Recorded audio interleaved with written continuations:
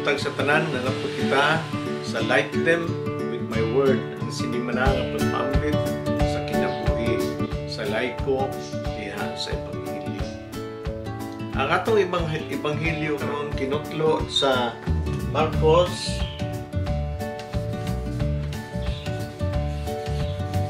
Kapitulo 9, versikulo 2 hangtod sa 10. So mo kani ang Ebanghelyo sa Transfiguration.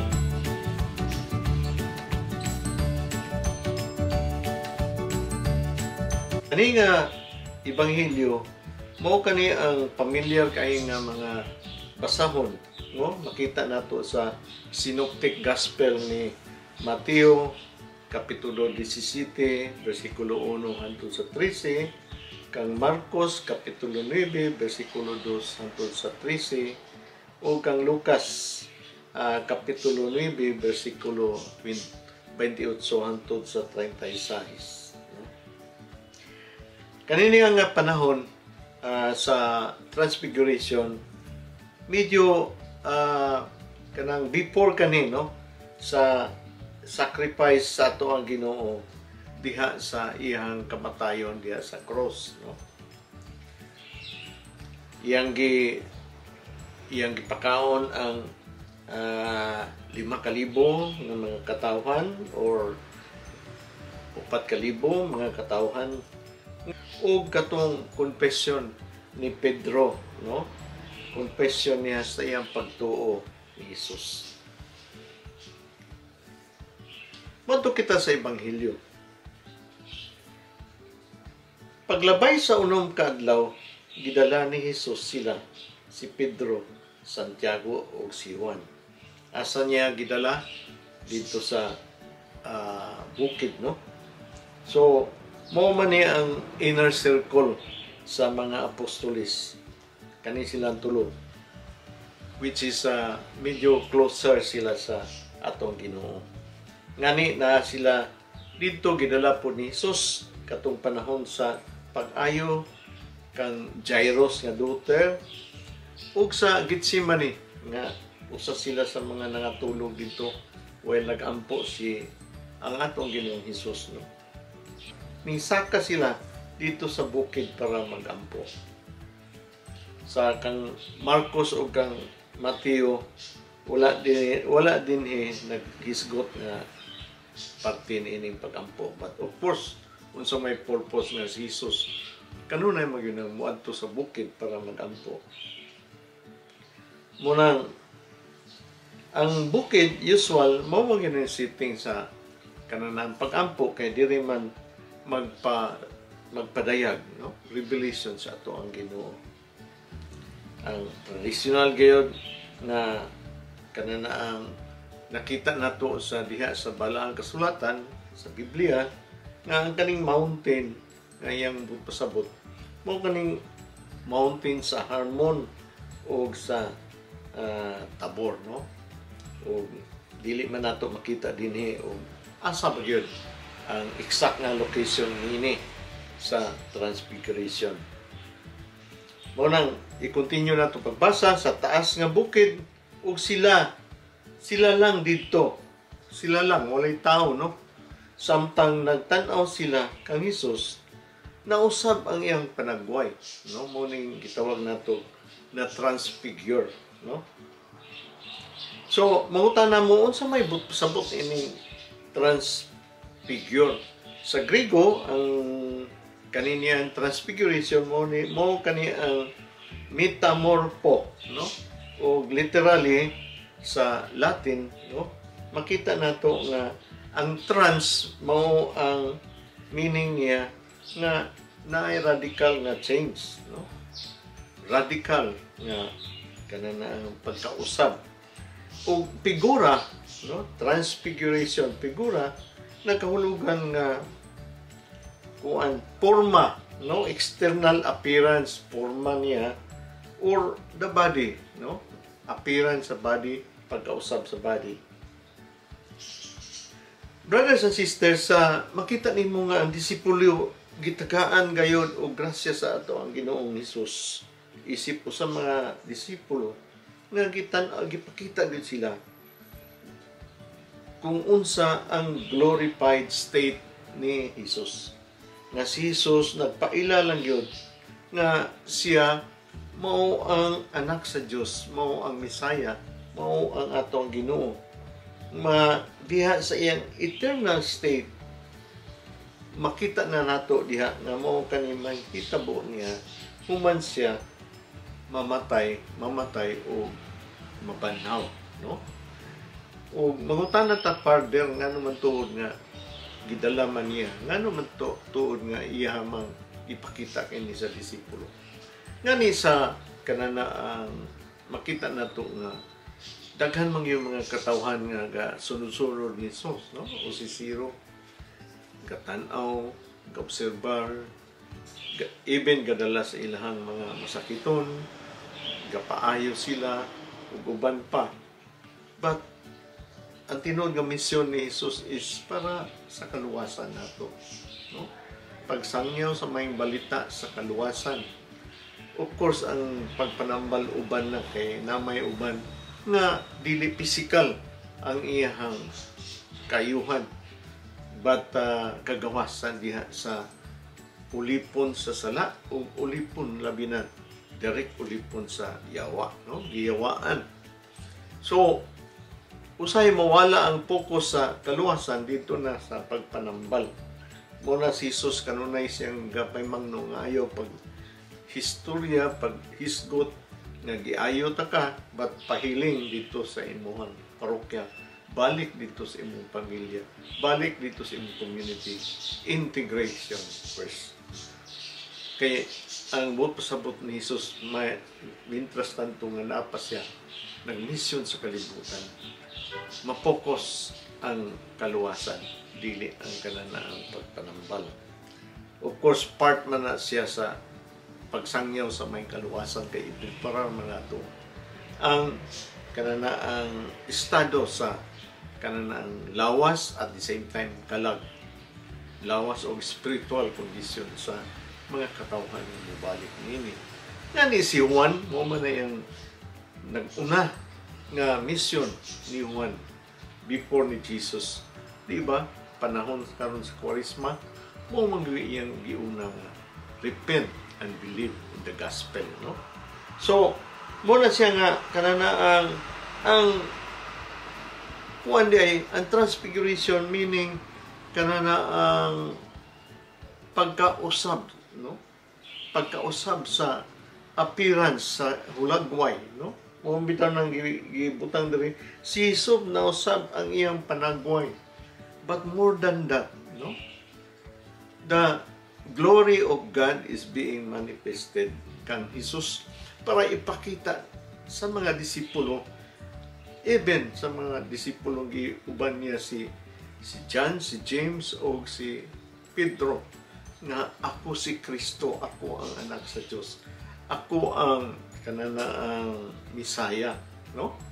Kaya nga naman, niya ang ato ang Ginoo, nagpakatao lang sa pasungan, nagpakatao lang diha sa Bethlehem, ordinaryo kaayo, no?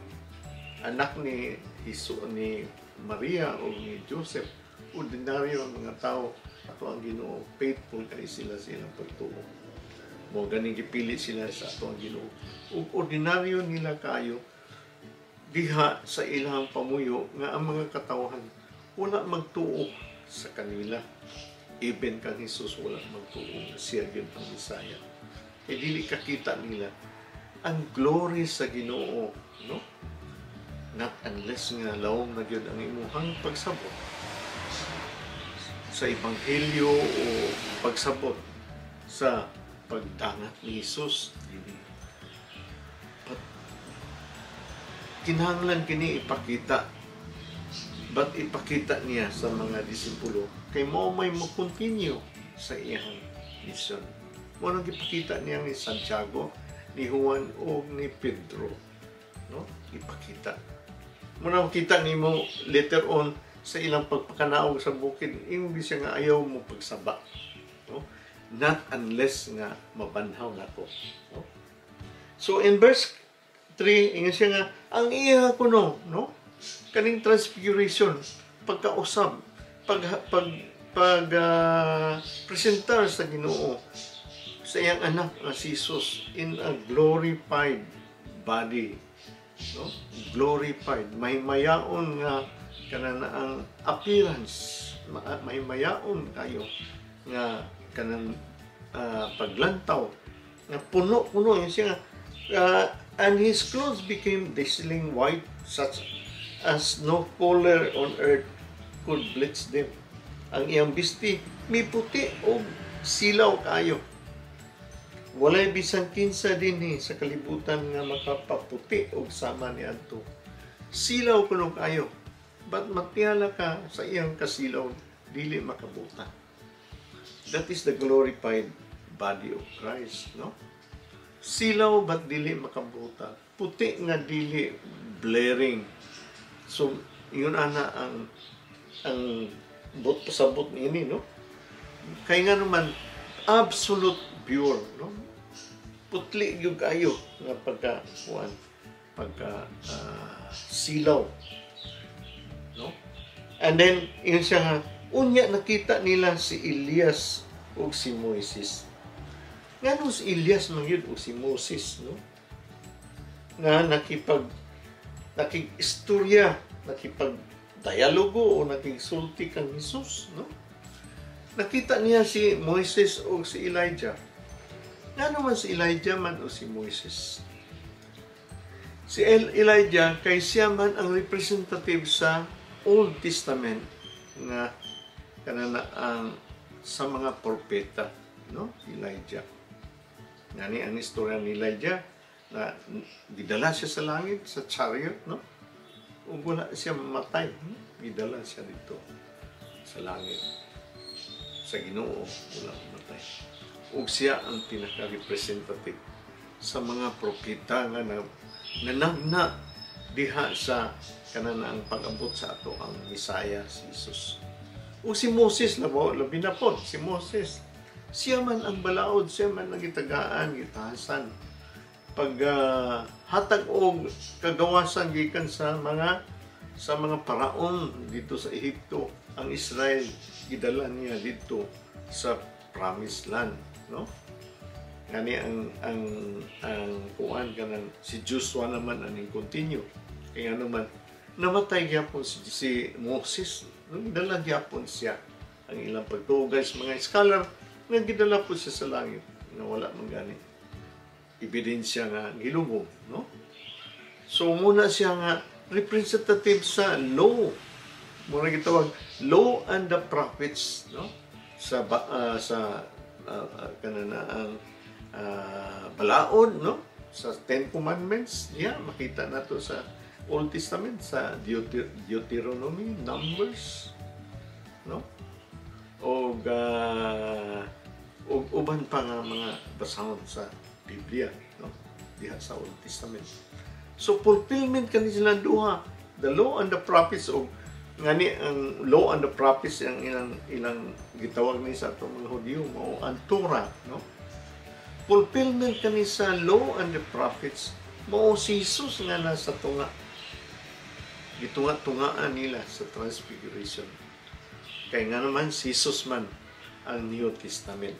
Siya man ang balaod sa gugma nga naa sa tunga, no? So mo nang naa siya sa tunga nga nagkig-istorya sila. Mao kana ang glorified body of Christ with Moses and Elijah nga nakita sa mga disipulo, no? Miingon si Pedro kang Jesus, magtutudlo maayo nga ania kami dinhi. Mahimo kami ug tulo ka payag ug alang kanimo, ang usa alang ka Moises ug ang usa alang kang Elias. So brothers and sisters, kani magong tent, no, or boat were used sa Feast of the Tabernacles. Nawad-an gayud unsay buhaton ni Pedro, no? Pareho sa Gitsemane nga gidala gyapon silang tulo dito sa pag-ampo ni Jesus. Una siya gidakop o pasibadan, gilansan sa cross, no, namatay. Unya, may mitungha nga panganon nga mitabon kanila, no? Like sa daang nga testamento, ang kaning nga cloud nagpasabot kani nga naa ang Ginoo presensya. And gipalandungan niya ang kanana ang katawhan o ang event o ang sitwasyon nga ang Ginoo presensya o hibalo gayud siya niini importante nga nahitabo. Murag kanini ang panganon, murag kaning grasya sa Ginoo nga ang Espiritu Santo naa diha, no, sa sitwasyon. But sa ato ang kinabuhi, no, usahay grasya gyud o makita nato pinaagi sa panganon, no, pinaagi sa paglandong sa mga katawhan sa Ginoo, diha pinaagi sa panganon, no. Of course, ang tulda naghatag og landong o naghatag og ganana ang protection, no. But ang kanana panganon, more than the tulda, mao kana ang tulda sa Ginoo nga nag-serve gihapon sa purpose pareha sa ten. So meaning ang atong Ginoo mo'y nag-provide. Gikan sa panganon, may tingog silang nadungog nga nag-ingon, mao kini ang akong hinigugmang anak. Paminawa ninyo siya, no? Tanawa ang panganon, miguwa ang tingog gikan sa Ginoo. Mao kini ang akong pinanggang anak, hinigugmang anak. Paminawa siya. Mao ganing the same words, no? Parihar gyapon mga pulong nga makdungog nato dito sa River Jordan nga gibautismuhan si Jesus. Unsa man ang ihang pamulong sa ato ang Ginoo, kani ang akong pinanggang anak. Ako nahimuot kaayo kaniya, no? Nasa sa Matthew chapter 3 verse 17, no? Nahimuot ako kaniya. But human siya nahimuot kaniya, paminawa siya. No? There is a transfiguration. Paminawa siya. So brothers and sisters, paminawa siya. So makita nato diri sa kanang ato ang pagtununan, pareha kang the first miracle sa kina, pareha sa ato ang Blessed Mother. Yun siya nga sunda o unsay iyang gisugo kaninyo o unsay ihang isugo kaninyo dan gipapuno ang banga. So ang banga nahimo finest nga wine, no? Lami gayud nga bino. So meaning pareha sa ato ang kinabuhi, yun siya nga paminawa kanunay si Jesus. Labi na karon panahon sa Kwaresma, paminawa si Jesus. Nagtawag si Jesus og pagpag-o. Nagtawag si Jesus sa Kwaresma sa paghinunsol o pagbasol para naay kabag-uhan, naay transfiguration, naay pagbag-o sa ato ang kaugalingon human sa ato ang kanang sa ulog sa Kwaresma, naay kabag-uhan sa atong tanan. Muna gipa hinumduman kita, no? Dahil ningon si Jesus, kung madungog ninyo ang pulong ni Jesus, ingon ni Mama Mary, ayaw sundan ninyo siya, no? Sama sa Ginoo, ingon siya, this is my beloved son. Paminawa siya. Si Mama Mary, ingon siya, sunda siya, no? Muna sa Salmo, yun siya nga, kung kamo nakadungog ni ining mga pulong sa Diyos, ayaw patig-aha ang inyong kasing-kasing, no? Do not harden your heart, no? Panahon sa Kwaresma. Muna sa panahon sa Kwaresma gikinahanglan yun ang atong kasing-kasing. Kasing-kasing nga humble na willingness, no? Mo bitaw sa Salmo yun siya, create in me a new heart. A heart that is soft, no? A heart that is kanana mabutangan nimo sa imong lagda, sa imong espiritu, no? Makikita gyapon nato na sa skill, no? Para makasunod kita sa Ginoo. Unsa gibuhat sa Ginoo?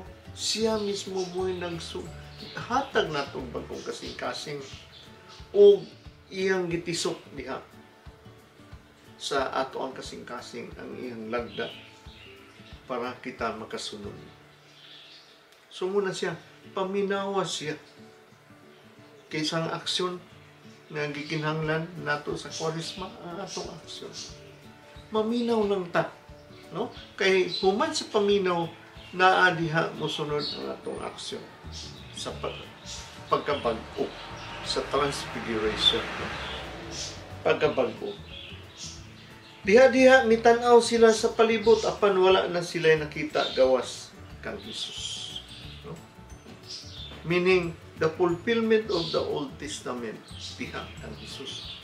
Ang ipanagna sa ato ang Ginoo sa kaluwasan diha sa Old Testament, diha na niya gihatag sa ato ang Ginoo. Siya na mismo ang moatiman kanato sa ato ang kaluwasan. Samtang naglugsog sila gikan sa bukid, manduan sila ni Hesus, ayaw isugilon kang bisan kinsa ang inyong nakita. Sa ako ng istorya sa kaunahan, dili kani kasabtan sa ato ang mga tao, no? Dili nila kasabtan na mapokus na pod diha sa ilahang pagkausisiro. Mapokus diha sa ang ilang pagtanaw nila sa gibuhat ni Jesus, magic, no? Transfiguration, mahimong magic unya, no? But mapokus diha later on nga makita na gyud nila ang real no? Makita na gyud nila ang glory sa Ginoo diha sa kananaang resurrection, no? Yun siya nga, ayaw isugilon kang bisan kinsa ang inyo nakita, samtang ako na anak sa tao dili pa mabanhaw, except when the Son of Man has risen from the dead, no? Ay istorya sa ila, isupport sa ila kung mabanhaw na ako. Ano sa mga pagpanambal niya sa una nga i-silence niya po niya ang katong natambalan o katong uban nakakita. But kani very special because this calls for the resurrection, ang kaluwasan sa ato ang kinabuhi, nga kaluwasan sa ato ang kadautan, no? Sa atong pagkamakasasala. Busa wala gayud sila, wala gyud nila ipanugilon kadtong mga panghitabo. Apan sa dihang sila lang ang nagpangutan-anay sila kung unsa ang kahulugan sa iyang giingon nga mabanhaw. So they keep the matter to themselves, questioning what rising from the dead mean. Unsa man ang kahulugan sa iyang giingon nga pagkabanhaw. In summary, brothers and sisters, ang Ginoo iyang gipakita sa mga disipulo, si Juan, si John o si James, ang glorified body ni Jesus. Inubanan usab ni Elijah o ni Moises. Moises mo ang balaod sa Old Testament o ang kang Elijah mo ang mga propeta mo ng the law and the prophets or the Torah, nga naay fulfillment kini diha sa kaluwasan diha kang Hesus nga makita nato diha sa iyang New Testament o bagong kasulatan. So na-transfigure siya, ngani nataranta kayo si Pedro o si James o si John. No? Wala kayo sila na nahisgot o na istorya. Gawas na magbuhat sila otoridad. Diha kang Elijah, Moses o kang Jesus. Ngayon lang tinahon ng mga propeta nila, no? O labi na si Jesus mo na to ang Messiah. But ang Ginoo na iyang plano, iyang gipakita nila ni Pedro, John and James, no? Gi-overshadow niya pinagi sa Panginoon ug tuaday ang Panginoon sa kasimdimo. Ang presensya sa atong Ginoo tuaday sa dito ug iyang gipamulong. Kini ang ako ang may gugmaon, akong may gugmaong anak. Paminaw kaniya. Ngani sa bunyag ni Jesus diha sa Jordan kay John the Baptist, siya nga kani ang akong gigugmaong anak. Nga akong gikaymutan og maayo.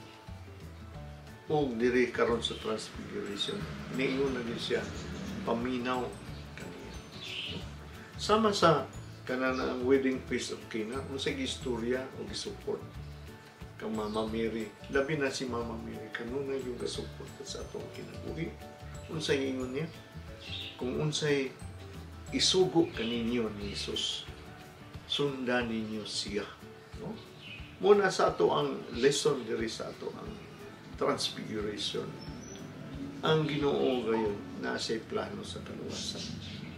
Iyang gipadala si Jesus kay siya iyang gigugmang anak, bugtong niyang anak. Ipadala niya ug ihag yung gipakita ang glory niya diha sa iyang anak pinagi sa Transfiguration. Ug ingon niya paminaw kaniya ug si Mama Mary diha sa ato ang kinabuhi kanunay nagasuporta. Sunda gayud siya ug unsay ang istorya. So panahon sa Quaresma, brothers and sisters, ang Ginoo nagpainumdum na pud kanato. Repent and believe in the gospel. No? Kung sa itong mga kalapasan, atong pag-usibol, pag-aundangon nato ang binuhatan niya. O, may magnuang kita sa pag-ampo, sa pagpuasa, o pag-abstinence, no? Dili na nato buhaton ang buhat na dili iya sa Ginoo. O paghatag direkta yun, paghatag o abuloy o tabang sa atong isikataon. So brothers and sisters, naay transformation ang mahitabo, naay transfiguration. Mausab ba yun ang atong forma, ang atong gawi, atong binuhatan, ang atong pagdagat sa atong pamilya, isikataw, uban pa, naay kausaban. No? Mausab ang atong appearance, ang lihok nato, ang puma, labaw sa tanan.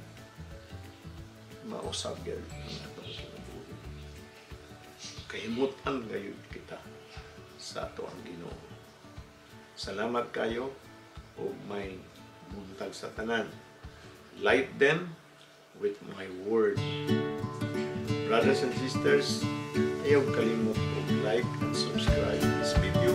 Parang kalautay kita, nayon kita, kapasanan na magpaamit gikan kayo sa light. Light them